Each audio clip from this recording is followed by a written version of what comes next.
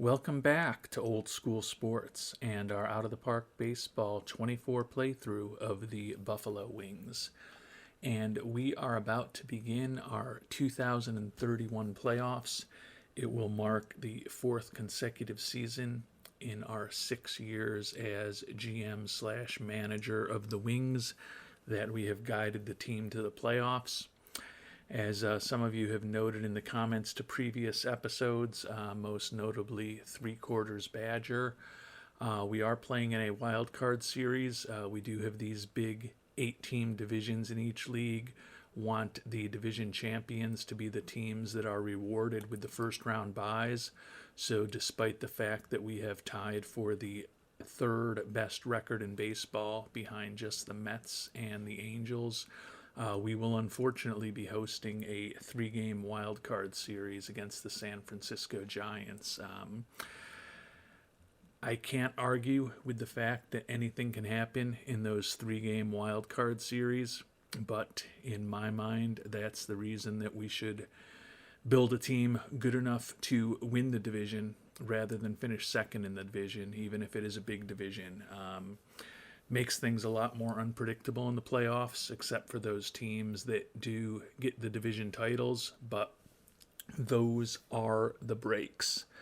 And I do feel like with this Buffalo Wings team that we're either going to get bounced by the Giants in this wild card series, or we're going to go on a decent run. I see us, if we get by the Giants, I see us at least getting to the National League Championship Series. Obviously, no clue what's really going to happen in the playoffs, but the one thing that I feel pretty strongly is not going to happen is that we will not lose a National League Division Series. We may not get there. We could definitely get upset by the Giants, but I think if we win this first round wild card series, at the very least, we're going to get this team to the NLCS.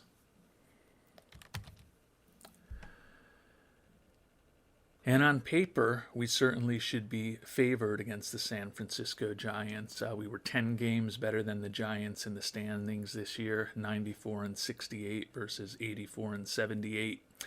And you may remember that several weeks ago, we took our only series of the season against San Francisco, taking 2 out of 3 against them late in the season on the road in San Francisco. So certainly you would think we won 2 out of 3 on the road. We should certainly be able to win 2 out of 3 on home. They were a pretty poor team on the road this year. We were a pretty solid team at home. We are third in the National League in runs scored, whereas they were ninth. And we are first in the National Leagues in runs against, whereas they were fourth. So everything points to us being a big favorite in this series. Hopefully things will work out for us on the field.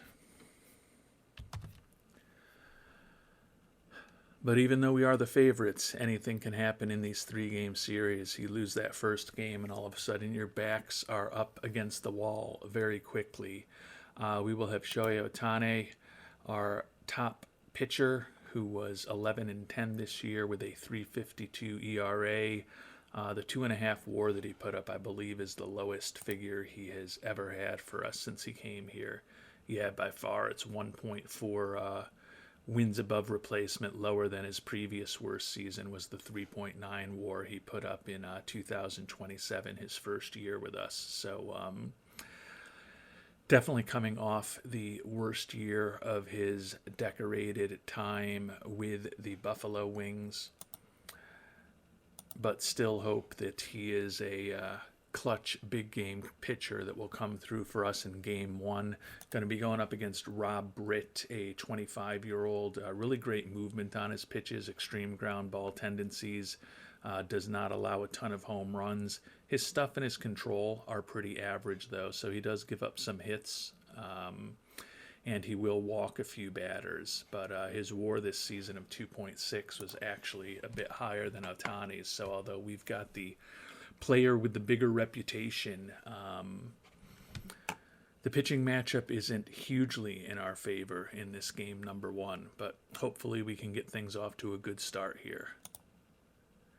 And we do get a 6-3 victory in game 1. Ohtani with the W. Britt takes the loss.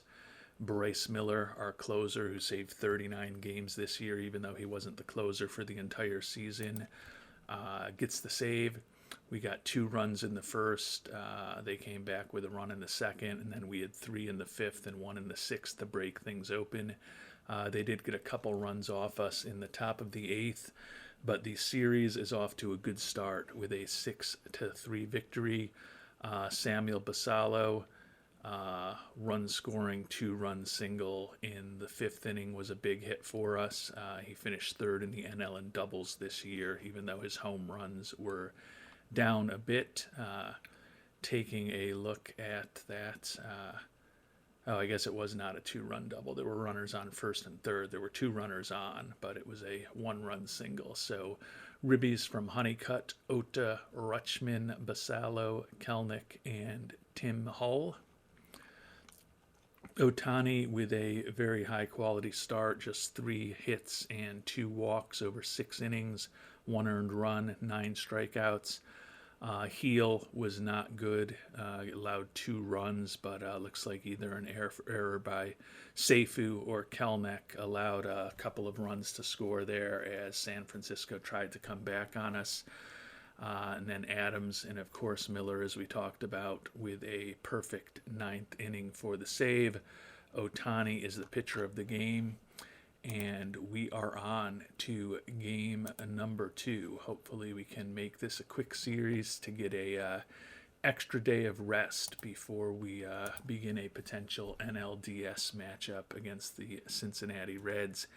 Halen Yinger on the mound for us, likely in his final days as a member of the Buffalo Wings, was 13-10 for us this year with a 3.86 ERA. He's been a very important player for us since we made a big trade with Toronto to pick him up. They retained a big chunk of his salary, which made him affordable to us. Unfortunately, he's looking for about $22+ million a year for the next several years, not a number that we can potentially afford, which is why at the age of 31, he likely, hopefully, still has 3 or 4 more starts for us after this one. That would mean that we go on a long playoff run. But any time he goes out there, it could be his final start and his final game as a member of the Buffalo Wings. He'll be going up against Skylar Sanford, 26-year-old, 15-7 with a 3.35 ERA, a league best 2.69 BABIP. Hopefully that number will be a little higher today and we'll be able to score some runs off of Mr. Sanford. Not to be the case, though. Sanford gets the win. Heel took the loss in relief, another 6-3 game, but unfortunately we are on the wrong end of the score this time. Rodriguez with a couple of homers for the Giants. Takao Ota with a home run for us, but they scored runs in the first, fourth, sixth, and then 3 in the seventh to really open things up for us. 2-run single by Dan Mathiowicz, the big blow there when they took the lead for good. We got a couple of ribbies from Ota, probably on that dinger, and Rutschman also drove in a run. He also made an error, as you can see. Yinger, not great. 4 hits, 2 walks, 2 earned runs over 4 2/3. Heel, as we talked about, came on in relief and did not do a good job. Ferguson also allowed a run, and then Adams and Backus pitched for us as well. So we are headed to a Game 3, backs against the wall for both teams. Can we keep our season going, or will it end here unceremoniously in a wild card series against the Giants? Christian Guevara on the mound for the Giants, the 27-year-old, 8-14 with a 4.25 ERA this year. Certainly seems like someone we should be able to score some runs off of. He's also a left-hander, so we'll have a different lineup a bit today. Jarlin Susana, who tied for the league lead with 16 wins, was 16-12 this year. ERA was relatively high at 4.76, but his Sierra was more than a run better than that. Hopefully Susana, who has been a controversial addition since we've added him. Some of you think that I overrate him. Some of you think he's a great addition for the money that we've signed him for, because we did sign him to a extension for his arbitration years and some of his free agent years relatively early in his tenure with us. He's got an opportunity to pitch us on to an NLDS, or to be the losing pitcher in what will be a bitter exit from the playoffs for this 94-win team if we can't get the W today. And fortunately, we have moved on in the series. A 7-2 victory. Adams gets the win in relief. Guevara did take the loss as their starter. Looks like Pete Alonso is now with the Giants. He hit a homer for them. Willie Adames and Vance Honeycutt with homers for our Buffalo Wings.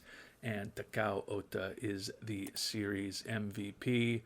Giants took an early lead on us on the road with 2 runs in the third, but 3 runs in the sixth and 4 runs in the seventh opened it up. 3-run homer by Honeycutt, the big blow that gave us the margin of victory in the 6th inning. Ota 444 for the series with a homer and 3 ribbies to earn the MVP award. Seifu Collier had ribbies, and then 3 ribbies from Honeycutt and 2 from Adames, the guys who hit the dingers for us today. Susana, 5 innings pitched, 3 hits, 3 walks, 2 earned runs, struck out 3. He was respectable, but we didn't take the lead until Adams was on the mound.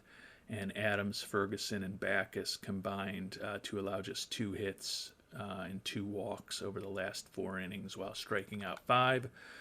Susana, although he didn't get the W, named the player of the game. And our Buffalo Wings are off to the 2031 NLDS, and we will be facing off against the Cincinnati Reds.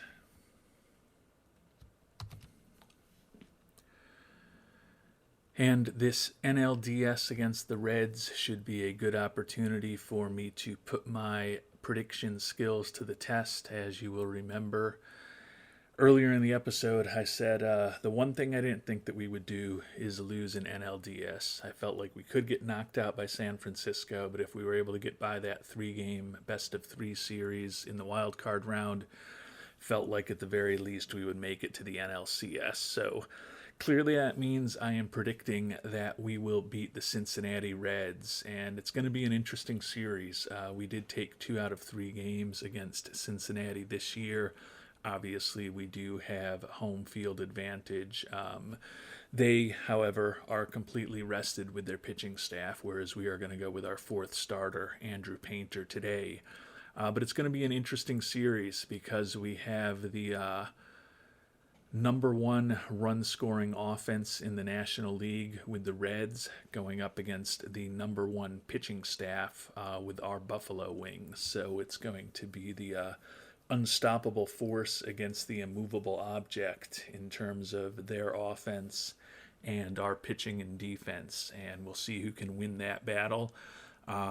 The other matchup works in our favor. We were 3rd in the National League in runs scored. They were 10th in runs allowed. So feel pretty confident that we should score some runs against these Reds. The question is whether our vaunted pitching staff will be able to hold down Cincinnati's excellent offense. This is their 5th consecutive season in the playoffs, and they were back-to-back World Series champions in 2028 and 2029. Actually took us out of the playoffs in each of those years on the way to their titles. So hopefully this is an opportunity for us to get a little bit of revenge on the Reds.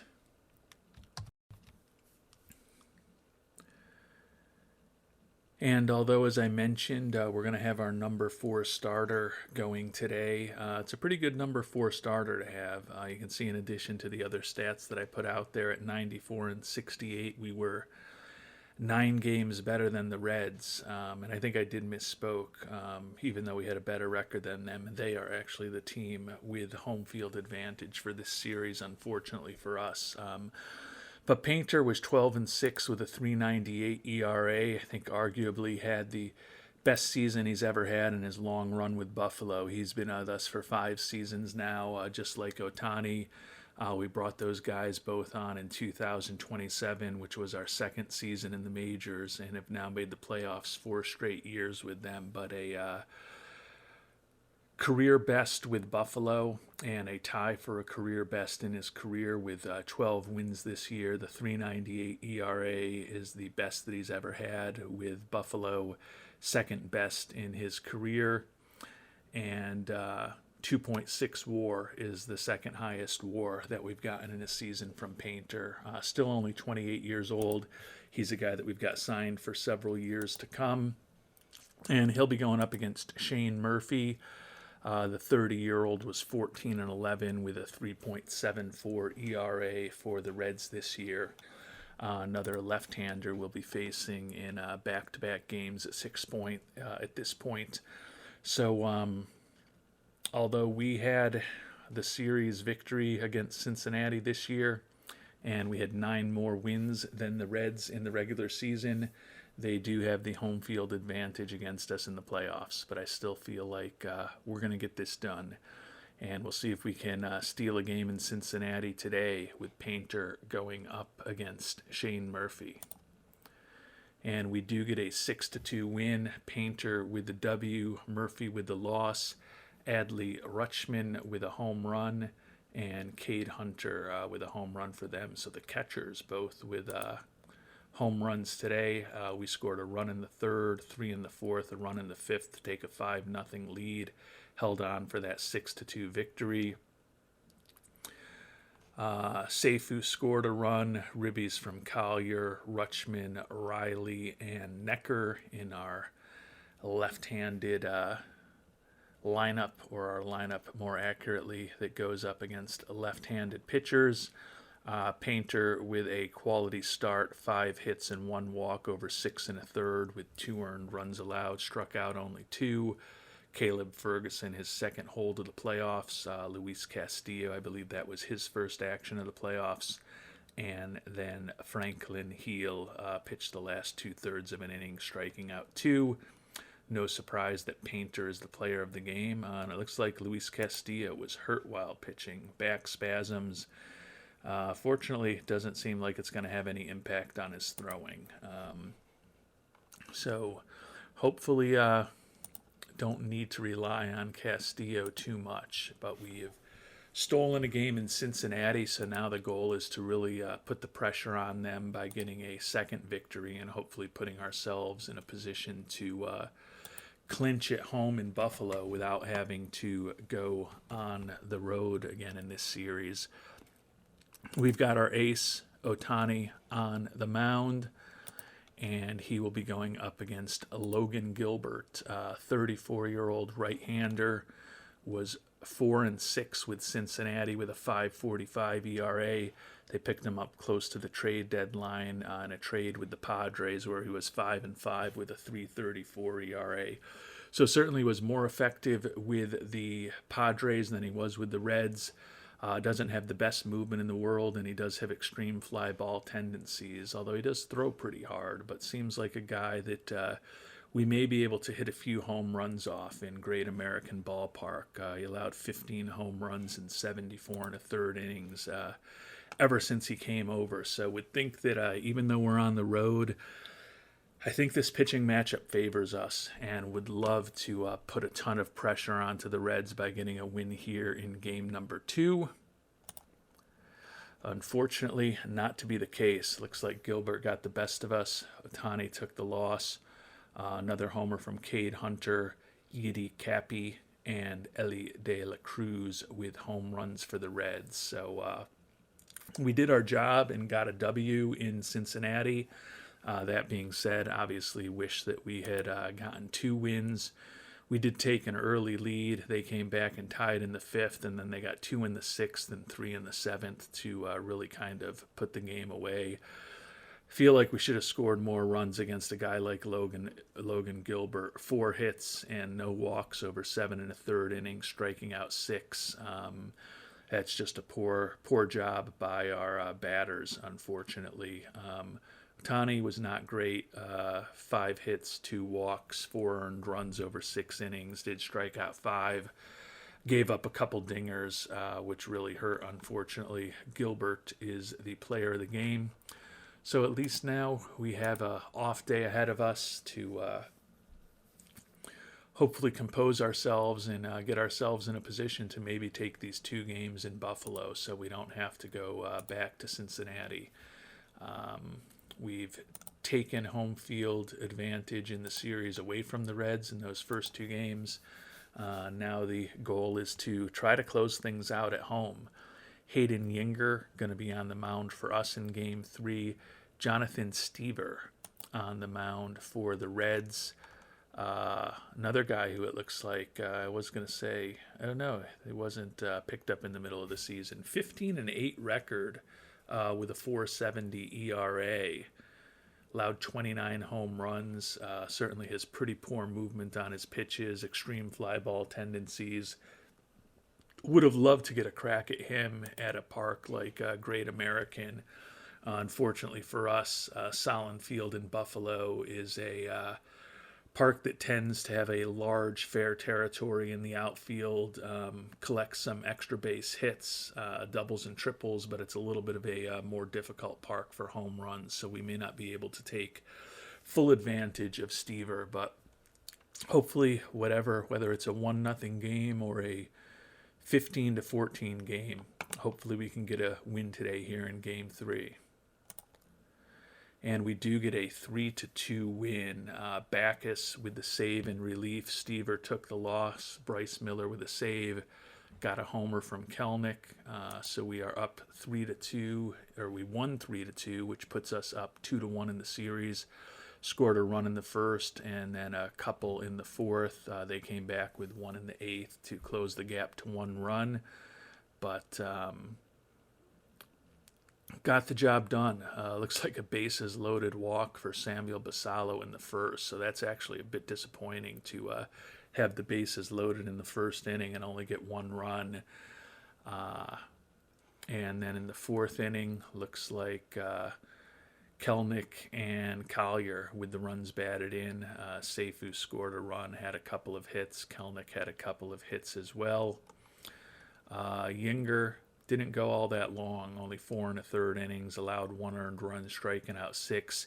Heel, Backus, Ferguson, and Bryce Miller combined to allow just 1 run over the final 4 2/3 innings. Brawley Diaz, the player of the game in a losing effort, 3 for 4 with 2 runs scored into Ribby. So we got the W that we needed in Game 3. Now the goal is clearly to close things out in Game 4.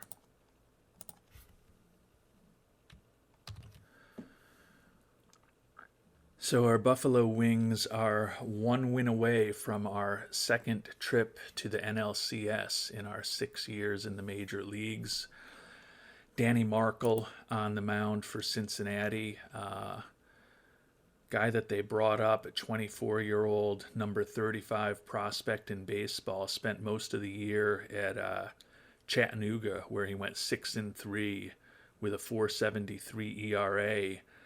And then they brought him up. He's only started 1 game, went 1-3 with a save and an 8.85 ERA. Certainly, when you look at his pitching profile, certainly suggests he should be a pretty decent major league pitcher at some point,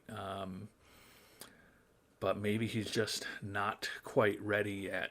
Going to be an interesting matchup for us. He's a lefty, obviously someone we probably have never faced before. Jarlin Susana, again, who's 16-12 this year, tied for the league lead in wins, on the mound for us in game number 4. Can we win today to avoid having to go back to Cincinnati? And the answer is yes. An 8-2 victory. Susana with the W, Markle with the loss, Riley with a home run, and our series MVP is our former number 1 overall pick in the draft, Deshaun Seifu. So that one went the way we wrote it up. 3 runs in the first, 1 in the third, and 3 to the fifth, take a 7-0 lead into the late innings, hold on for an 8-2 victory. Seifu with another run scored. Collier with a couple of hits and a ribby. Rushman with a couple of hits and a ribby. Couple ribbies from Riley. Willie Adames with a big game, 3 for 4 with a couple of ribbies, and 2 hits from the young shortstop, Mr. Tim Hull. So the offense was working well today. Susana, 1 earned run over 5 1/3 innings. Heel and Adams on for the last 3 2/3 in relief. Susana is the player of the game. And our Buffalo Wings are on to the National League Championship Series. Looks likely that we'll be facing the Mets, but we will find out for sure in the coming days. We've got hopefully a couple days to rest until that series gets started to hopefully have Castillo back to 100% relatively soon, and hopefully be able to position our pitching staff as good as possible. So thus far, the playoffs have kind of unfolded as I thought they might. I felt like if we were able to get by that wild card series, that we would definitely make it to the NLCS, and that's where we've made it. Now the goal with our second trip to the NLCS in 6 seasons with the Wings is to try to get the W there and get to make our first World Series appearance in those 6 seasons. We've won 2 of the 4 series that we need to win a title, but unfortunately we only have 5 of the 13 wins that we need to win a World Series title. Need another 8 wins if we're going to get there, but first things first, we'll find out shortly who we're going to be facing in the NLCS, and then hopefully get the job done there. And before we get there, a little bit of good news. You can see we are now projected to already eke out a small profit for this year. That's only going to get better with at least 1 playoff series still in front of us. So even though we used a fair amount of the salary that we had cleared through trades this season to sign a highly regarded but allegedly impossible to sign prospect that we picked in the 6th round. Even though we spent a lot of money on that, we've now positioned ourselves to deliver a profitable season. And our hope is that a profitable season with 94 wins and a trip to the NLCS at the very least, and possibly still a trip to the World Series, maybe everything we need to hopefully get out of this rut that we've been in at 220 or 222 million for 4 of the last 5 years. We did get 1 boost to 228 from ownership. Seems like we're kind of maxed out here, but as I said, 94 wins, profitable year, and a trip to the NLCS. If there's anything we can do to try to earn a higher budget, I think we're doing the best we can this year with our performance in the regular season and the playoffs. And as we await the NLCS, and maybe the awaiting means that the Mets lost and they're headed to a Game 5. Yeah, it looks like that's the case. The Royals have advanced against the AL East winning Stars. We've advanced against the NL West winning Reds, and the Angels and the Rangers and the Mets and the Nationals are both headed to Game 5s. But while we are waiting to find out which of our division rivals we will be facing in the NLCS, as I mentioned, it's International Amateur Free Agent Day. So let's take a look at who's going to be available this year. Not going to spend a ton of time digging into these prospects now, but we'll take a look at in who in these very early stages with very poor scouting accuracy we think some of the top prospects might be. Catcher Jorge Berrios, Looks like he could have an incredible bat with home run power and eye that are both excellent. Not the best personality, not the greatest defensive catcher. Edgar Carlo is a second baseman. Oof. Brutal defensive profile for an infielder. Just a brutal defensive profile everywhere. And he's only 5'10", so you don't even feel good playing him at first base. He is the definition of a designated hitter, though, with the potential for excellent contact and home run power, as well as durability, so he could be out there every day. Alejandro Morales out of Venezuela, another very mediocre defensive player with a lot of potential home run power.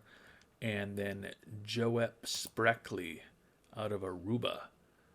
Very interesting profile here. Contact, home run power, and eye all potentially off the charts.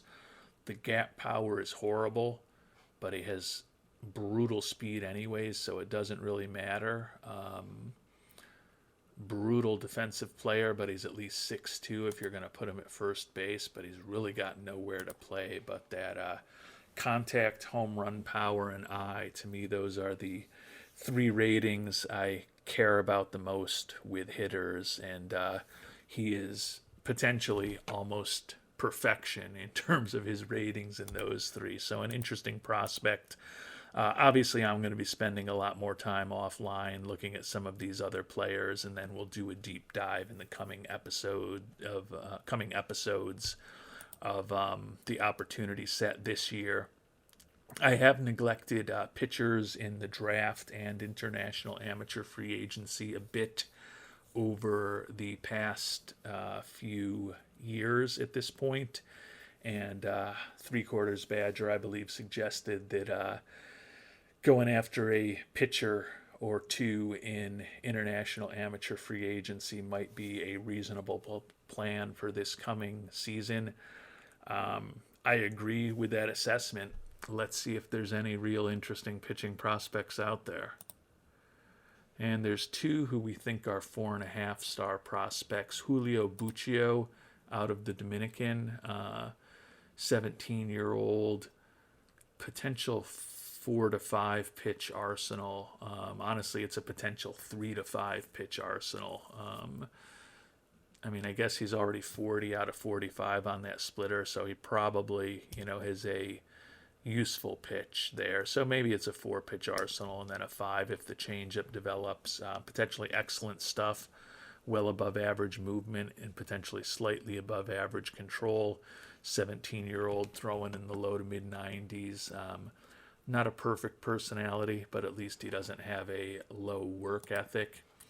And Sergio Santibaez out of the Dominican, the other top pitching prospect. This is a guy who is a 2 to 4 pitch pitcher.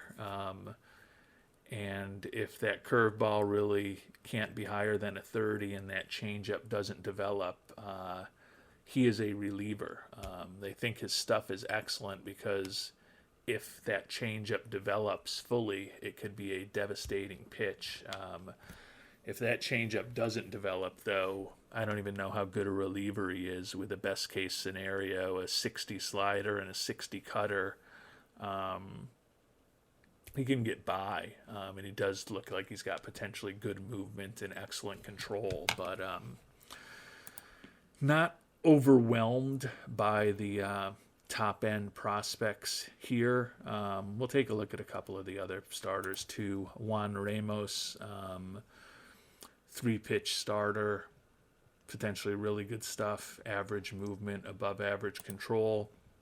And Juan Alere out of Nicaragua looks like a potentially excellent reliever, barely 16 years old, and his fastball and his slider both could be devastating.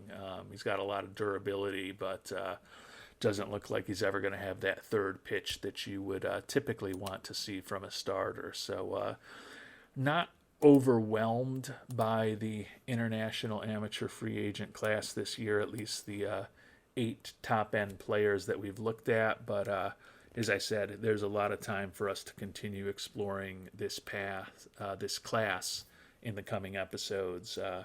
Right now, though, we're really focused on seeing if we can get these Buffalo Wings through the NLCS and to a World Series, and we'll find out who we're going to be playing shortly.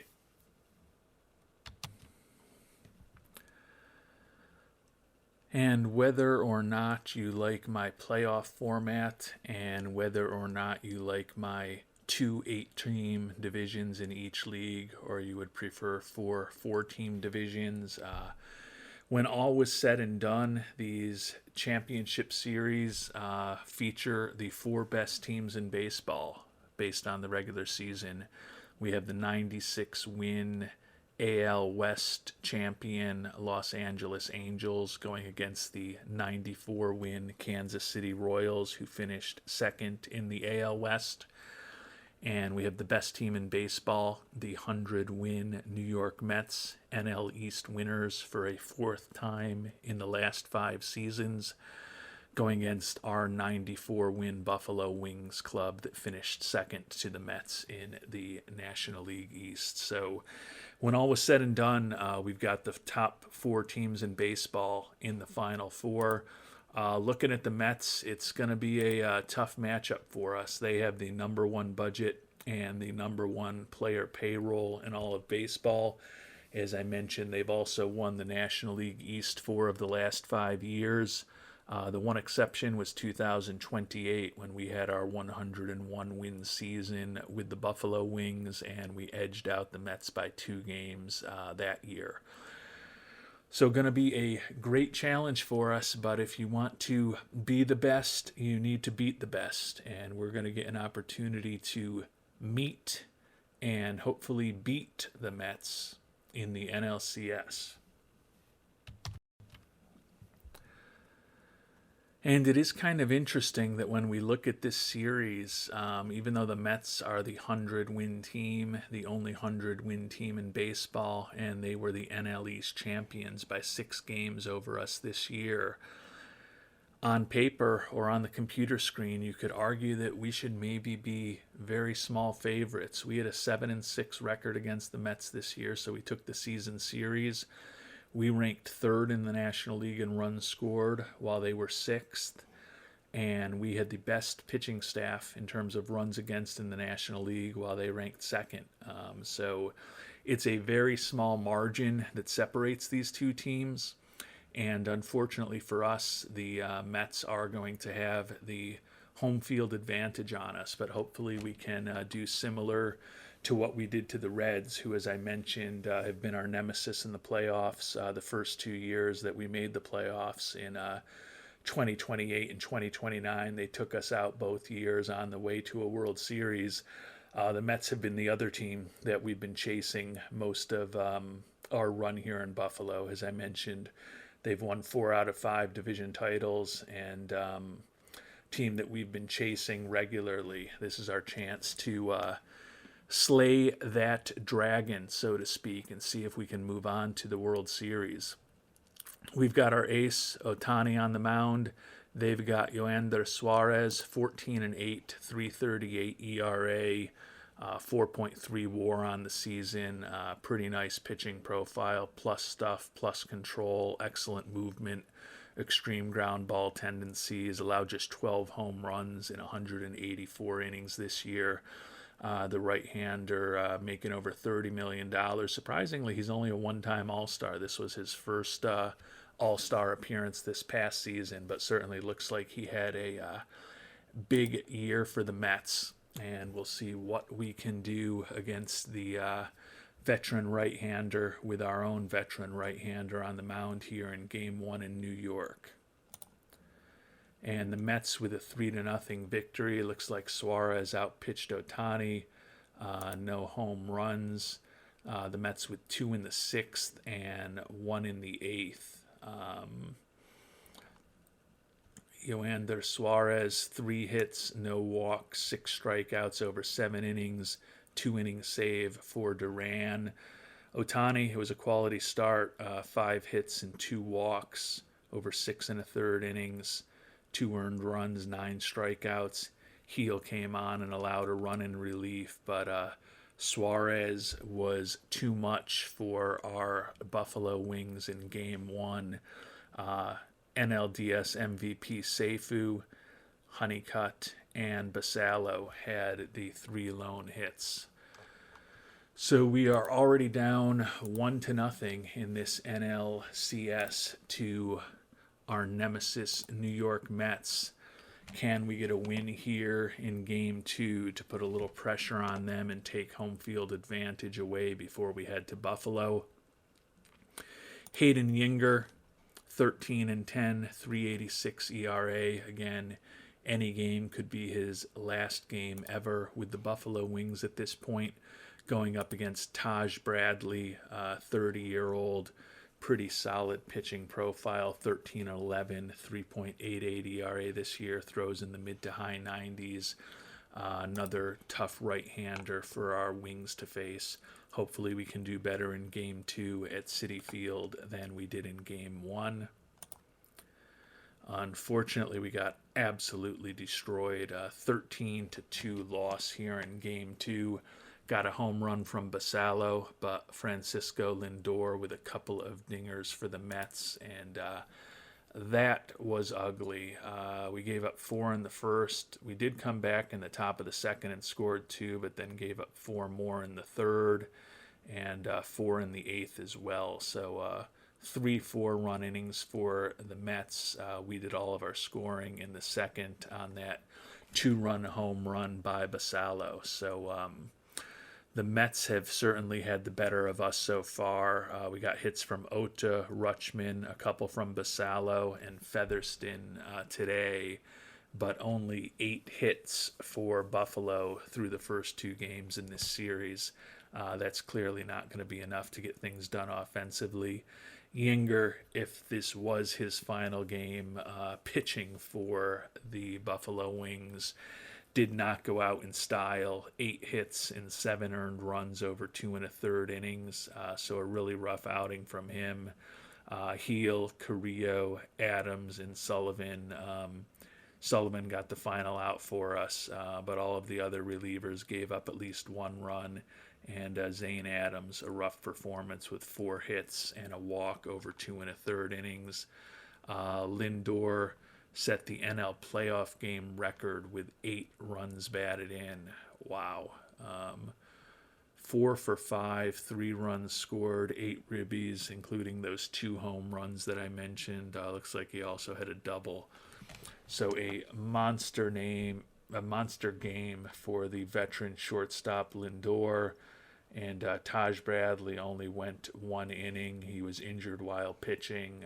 So obviously we got a horrible pitching outing from Yinger, giving up 4 runs in that first inning. The Mets basically had the game won at that point. But certainly any time the starter only goes an inning, you would hope that you could do a little damage. And sadly for us, we only picked up 1 run in 8 innings against Mets relievers. So it's been a rough offense for Buffalo these first 2 games of the series. Got to hope that we can turn things around at home, because right now we are down 2-0 to the rival New York Mets. And right now, both of the divisional winners have 2-0 leads, having both won both of their first 2 home games. We've got Jarlin Susana on the mound for us today, going up against Luis Serna, who is 12-6 with a 4.06 ERA during the regular season. Another right-hander, has an exceptional changeup. It doesn't matter if we are facing Walter Johnson or Tom Seaver or Pedro Martinez or Christy Mathewson or Cy Young or Bob Gibson or Juan Marichal or Roger Clemens.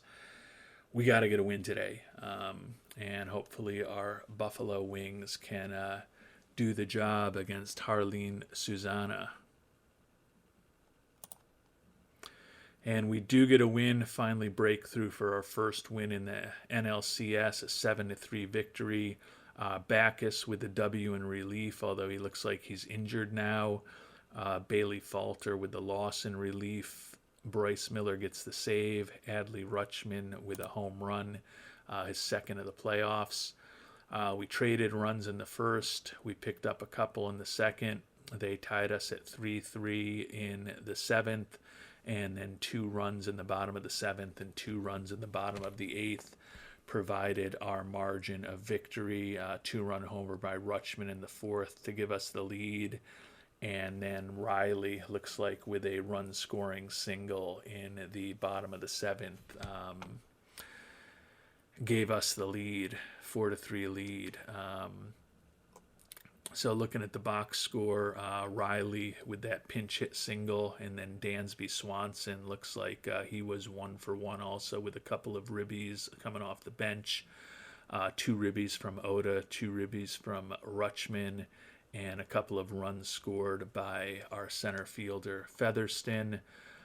Susana didn't pitch a ton of innings, but he was pretty effective over the 5 he pitched, allowing 4 hits, a walk, 1 earned run, struck out 6. Castillo with the hold. Backus blew the save, but got the W.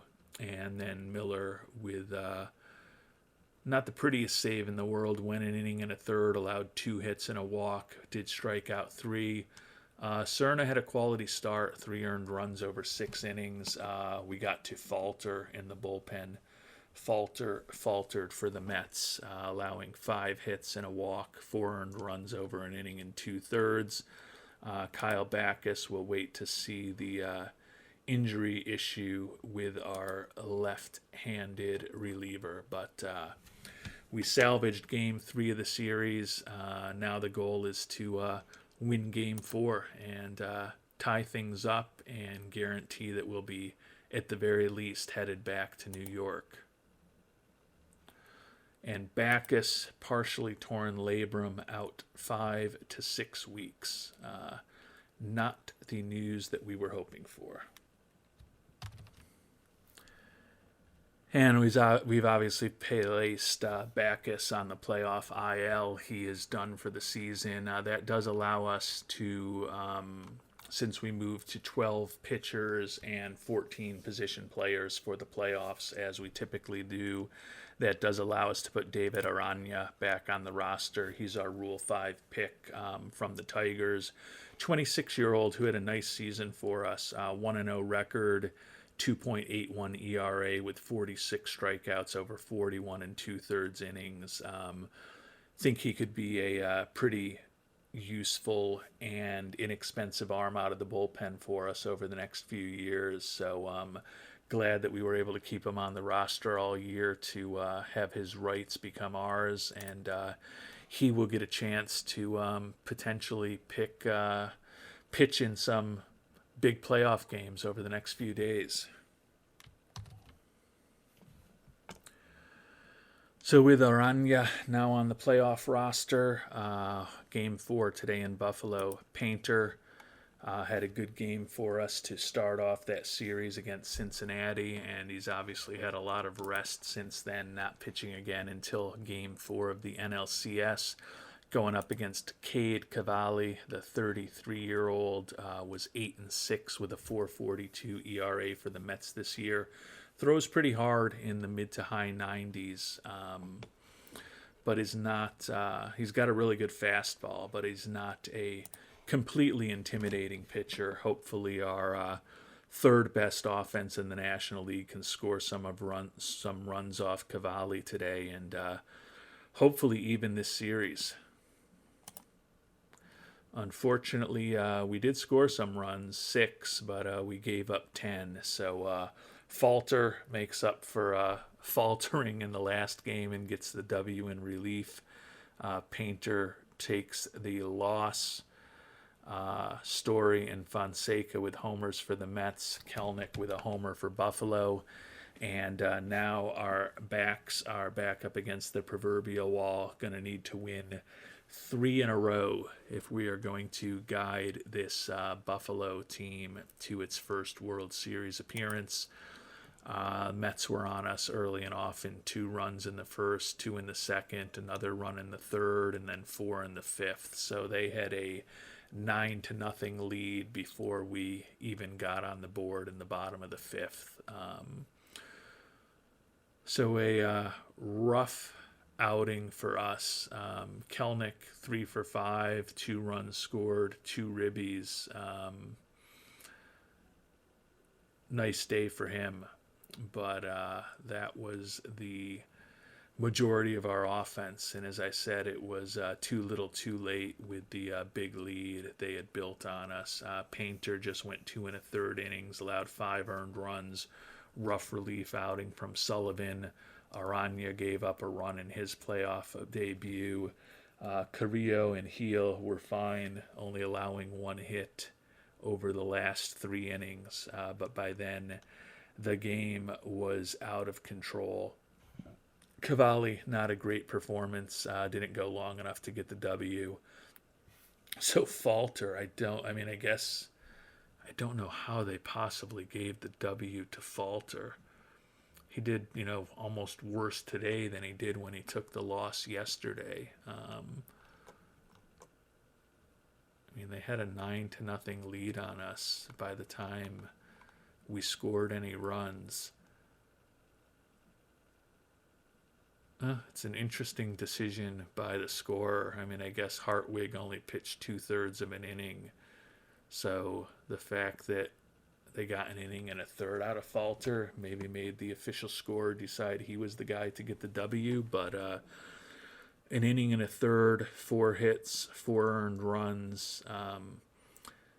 Not typically the type of outing that's going to get a pitcher a W in relief. But speaking of relief, we're going to need to get some for the Buffalo Wings, and we need to win 3 games in a row at this point. Rematch of Game 1, which we lost 3-0.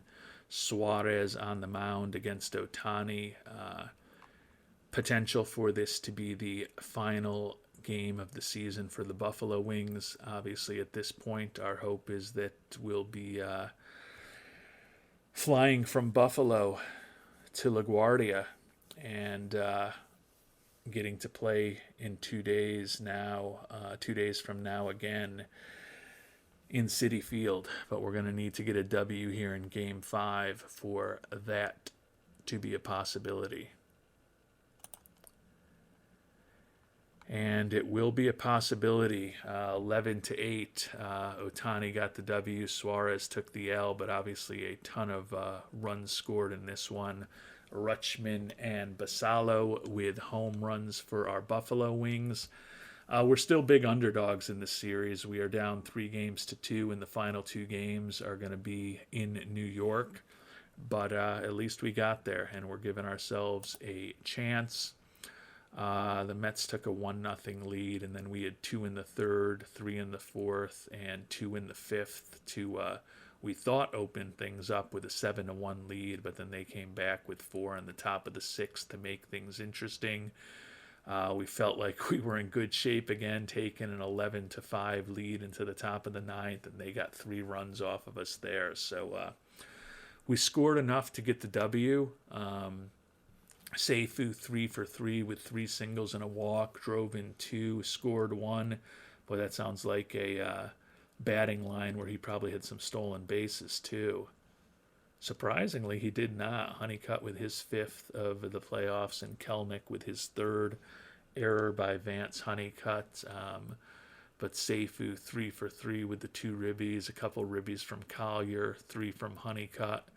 Rutschman, Basallo, and Kelnick each scored 2 runs, and Featherston scored 3 runs. So offense from everyone except our cleanup hitter, Takao Ota, who was 0 for 5, left 7 on base. Ugly day from him, but so many runners on base that it didn't matter. Ohtani got the W. Not a pretty performance. 7 hits and 5 earned runs over 5 innings.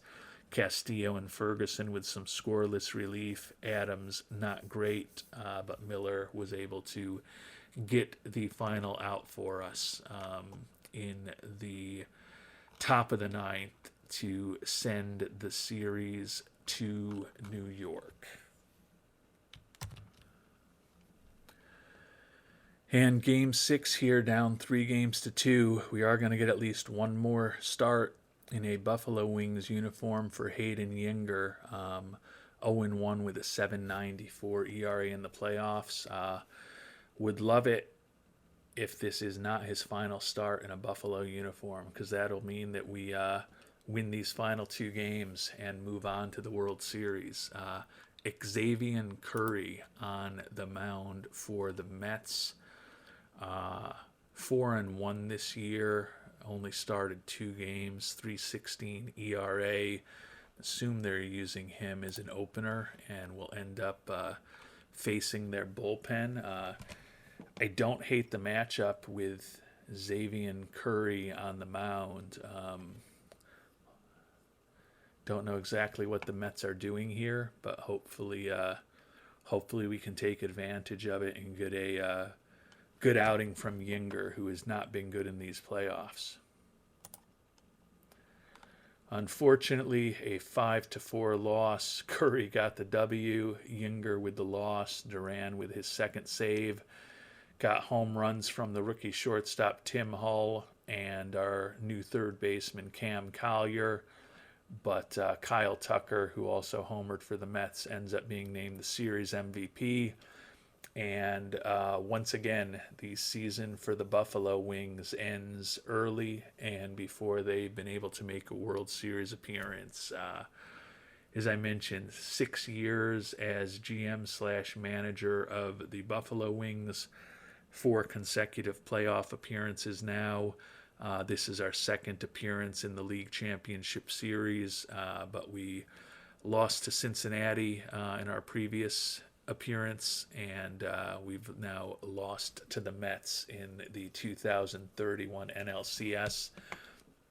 And I mentioned that the top 4 teams in baseball were in the Final 4, and there is some level of symmetry because the 2 best teams in baseball, the 96-win Angels, who swept the Royals, and the 100-win Mets, who took us out 4-2, are going to be meeting in the 2031 World Series. Quick look at the box score. The Mets scored 2 in the first and then 3 in the fourth to take a 5-0 lead. We fought and clawed the best we could. Tim Hull with a 3-run homer in the 8th, and Rutschman looks like he hit into a double play to get a run in the 9th. Scored 4 runs on only 4 hits, made an error. Have to see if we had any unearned runs and how big an error that was. But we tried to fight back. We got within 1 run in the top of the 9th, but it was not to be for our Buffalo Wings. And only 4 hits. Hard to win a lot of games when you're only getting 4 hits. And that's what we got in Game 6 of the series, and that's what we averaged in the first 2 games of the series. So in the 3 games in New York, we lost all 3 of them, and only 12 hits total for us in those 3 games, which is going to make things difficult. The shortstop, Tim Hull, with the error. Looks like it was not a earned run, so it did not have a big impact, but Hayden Yinger ends his tenure in Buffalo with another ugly postseason outing. 5 hits, 2 walks, 5 earned runs over 3 2/3. Heel and Sullivan combined for some excellent relief to try to keep us close. 4 1/3 innings pitched, allowed just 2 hits and struck out 4, but it was not enough, and Xavier Curry, who started only 2 games for the Mets all year, 1 hit and 1 walk and 1 earned run over 7 innings. Once we finally got into the bullpen, we were able to do a little more damage, but as I said, it was too little too late for our Buffalo Wings, and our 2031 season is unfortunately over. And the 2031 season is now over. The Angels are your World Series champions, taking out the Mets 4-2. So the 100-win Mets were finally upended by the 96-win Los Angeles Angels in the 2031 World Series. You can see we've been doing a lot of scouting in recent days of all of those international amateur free agents. But it's also time to see if the fact that we did end up making a decent amount of money this year and made it all the way to the NLCS is going to have any impact on our budget for the upcoming season.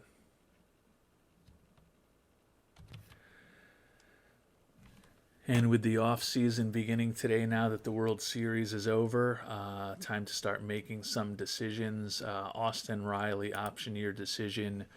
You may remember we picked him up in a trade before the trade deadline to take over as our first baseman. We have no intention of exercising that $22 million option on the 34-year-old Riley. He ended up hitting just .230 for us with 2 homers and 4 ribbies and 74 at-bats in the regular season. So it was actually a little disappointing since we brought him over. Certainly not looking to pay him $22 million next year. So we are going to void that last contract year. Bryce Miller took over as our closer this year, as I mentioned, when we traded away Andres Munoz. 5-6 record, 39 saves, 2.98 ERA. We've got him on a pretty decent contract, team option for $1.5 million next year. We are certainly going to execute that option. Shohei Ohtani, as I mentioned, has met his statistical requirement, pitching 162 innings to vest the final year of his contract at $20 million. So Ohtani will be back with us next year. The big question is, are we going to use him as a pitcher or as a hitter? We'll have to spend a lot of time in the upcoming episodes kind of seeing what our roster potentially looks like. Dansby Swanson needed to play 135 games for his contract to vest. He did not even have 135 at-bats at the major league level this year due to injuries, and then becoming more of a bench player for us rather than the starting shortstop we hoped he might be for us when we traded away Marcelo Meyer a year ago. So Swanson and Riley are gone. Ohtani and Miller will be back. Let's see what the budget for next year is going to be. And we did get a little bit of a boost, not a huge boost, but $226 million. We had been at $222 for the last couple years, so a little bit of progress gives us a little bit of play, a little bit of room to play with. So that's positive. Looks like hitting coach James Wynn is retired in Jamestown. And our general manager, Jorge Fabregas, who I used to give me some input on trades, has decided to retire. So we've got some openings we'll be looking for this offseason. Our contract has been extended, got a nice raise to $1.6 million a year for the next 4 years. And we're already getting some trade offers too. We're going to be heading into arbitration, but the salary situation for us is better than it typically has been at this point. As I mentioned, we got the boost to 226. We've been at 222 for 3 straight years, so $4 million boost with a profit of almost $9 million for the year, 94 win season, and a trip to the NLCS. It helps us out a little bit, and our player payroll is definitely not excessive right now. But we've got a lot of holes to fill also. As I mentioned, we're going to be moving on from Riley, Swanson, and Yinger. Jamari Baylor and Marcus Brown were 4A guys for us this year, guys we signed to minor league contracts who played for us mostly in AAA, but they both did have short stints in the majors with us. and then Castillo and Kelnick, two guys who we picked up whose contracts were completely retained by previous teams, are both going to be gone as well. Interesting arbitration decisions. Featherston in the mid threes and Cam Collier around 4 are going to be easy decisions for us. Franklin Heel around 2.5. We probably keep. Sean Sullivan, his final arbitration year, around $4 million. Interesting decision. And then I guess, fortunately for us, the numbers for Basalo and Ota have come down to about 9 for Basalo, about 6 for Ota, and only about 9 for Vance Honeycutt. So pretty manageable arbitration numbers. Question is whether we want to bring all of these guys back or not. And we'll do a deep dive on everyone's performance on this roster in our next episode, and kind of put everything out there as we try to figure out what this team is going to look like. But the nice thing is that with just 144, maximum of about $144 million, if we brought everybody back, we are going to have some holes to fill on the team, but we actually are going to have some money to potentially fill those holes. And clearly, if we were to cut down scouting and development, we can open up some more money also. So we're in a better financial position than we've typically been on the first day of the off season here in 2031 than we've been in previous years. Don't have the money to necessarily bring on a superstar, but despite the potential losses of a longtime starting pitcher, and several veterans who were pretty important contributors at times for us this year, hopefully we can build a roster that looks to compete again next year. Because next year is likely going to be our last year with Ohtani on the team. And as I mentioned, the huge decision this offseason is, do we continue to use him as a starter, where he certainly has been trending in terms of his WAR and his Sierras in a more negative direction. Even when you look at his FIP minuses, he's definitely not trending great over the past few years. Do we try to bring him back and get a $20 million season as a starter out of him? Or do we try to take advantage of that 65 power and 60 eye and put him into the lineup for us as a DH or perhaps a right fielder? The contact is only average, but the well above average power and the above average eye could still definitely be assets for our offense. So the front-loaded contract that we signed him to several years ago when he became the first big free agent signing of ours with the vesting option should pay off a little bit, because $20 million for him this coming season is not an oppressive amount to be paying.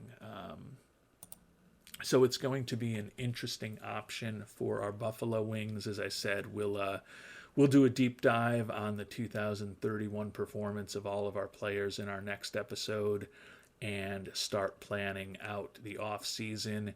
And as I mentioned, international amateur free agents will be a big topic for us in, if not the next episode, one of the next few episodes. And we'll also be visiting some minor league prospects and other systems that we have traded away over the years or decided not to bring on board, and check in on some of those players in one of our next few episodes as well. So although the season is over, the action is just beginning, because we haven't gotten the job done right yet, and we still need to try to turn this roster into one that can actually win a championship. And that's what we're going to begin working on in our next episode. Until then, thanks so much for watching, and hope you have a great day.